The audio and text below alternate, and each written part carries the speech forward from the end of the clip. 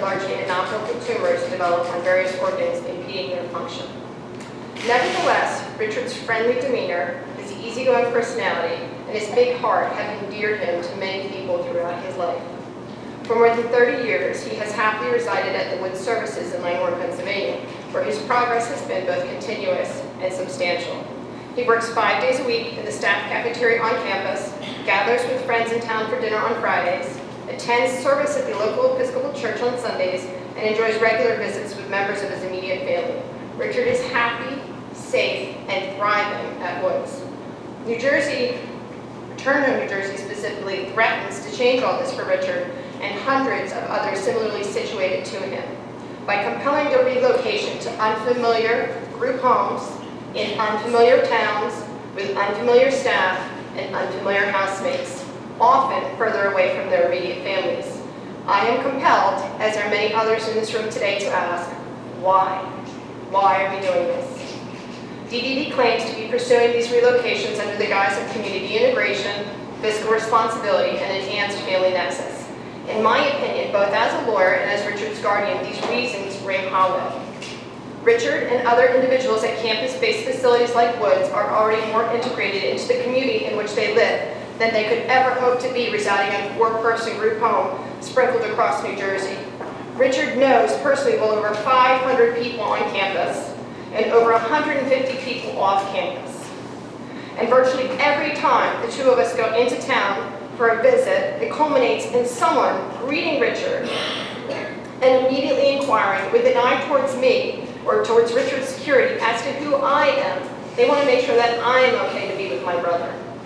There's no greater comfort to me, I assure you, than to know that Richard has an army of people, both on campus and off campus, who are concerned about his well-being and watching out for his safety. DDD's fiscal responsibility argument is just as illusory. Richard's placement costs out of state are significantly below the average out-of-state placement cost of $115,000 a year and the average in-state placement cost.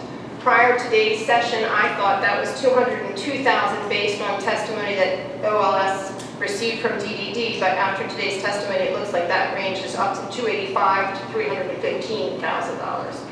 So, further, because Richard lives in a 4-person detached group home off campus, his placement at Woods is already eligible for Medicaid reimbursement. It's already eligible, but DDD has chosen not to seek reimbursement for his placement there. I don't know why they've done that, but they've done it. Lastly, DDD's family proximity argument is equally weak. My husband, my children, and I all live near Woods by design and have done so for 20 years so that we can have regular contact with my brother. Any relocation of my brother at this point would move him absolutely further away from his immediate family members who visit with him the most. Even if there were a scintilla of truth to the reasons DDD cites, relocation remains inappropriate for DDD, for Richard and many others similarly situated to him. DDD, not my family, but DDD placed Richard at Woods 30 years ago. They asked him to adjust, which he ultimately did, and they have agreed for the past 3 decades, that his placement was appropriate. Therefore, DDD should be stopped from changing its plan this late in the game. Notwithstanding the evident cracks in DDD's justification for Return Home New Jersey, the initiative itself is flawed. It imprudently implies a one-size-fits-all policy on New Jersey's disabled out-of-state residents, entirely ignoring the vast needs of their most vulnerable segment of New Jersey's population.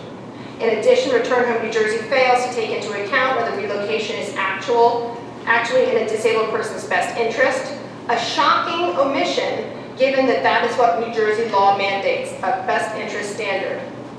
Over the course of this past year, I have immersed myself in New Jersey's disability laws. I've educated myself about Medicaid reimbursement, I've spoken with dozens of families, and I have met with other legislators. As a result, I think I have a fairly sound grasp of what Return Home New Jersey is all about. And I also understand that there are statements being made about Return Home New Jersey that are misleading and simply false. So I would like to take a brief moment, to correct some of these more significant misstatements by giving you the facts. The average in-state placement is considerably more expensive than the average out-of-state placement. The higher cost of in-state placements often obliterate obliterate much, if not all, of the financial savings to be gained from any kind of Medicaid reimbursement that DDD would receive in-state. Medicaid reimbursement extends only to the service and not the room and board component of the placement, such that a percentage of each placement is not reimbursable. Many of the restrictions encumbering DDD's ability to receive Medicaid reimbursement for current out-of-state placements are self-imposed and are not mandated by the federal government. And I mentioned that earlier. As I said, DDD could qualify my brother's placement for reimbursement right now, and it has chosen not to. DDD is compelling the relocation of out-of-state residents whose placements are already receiving Medicaid reimbursement. So people that are already getting reimbursement out-of-state are now being compelled to move back in-state.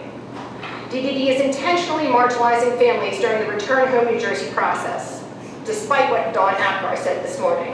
They are creating ELPs without family input. They are scheduling meet and greets without notifying families. They are refusing to reschedule meet and greets when family emergencies, such as deaths and hospitalizations, arise.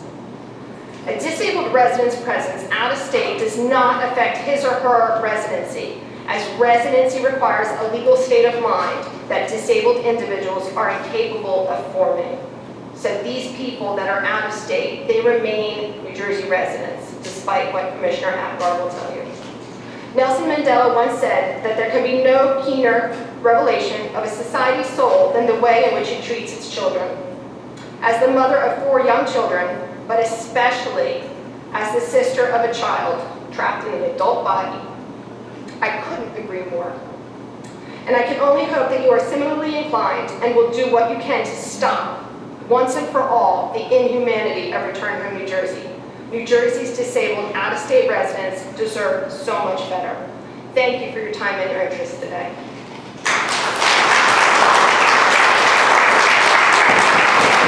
Thank you very much for your very documented testimony.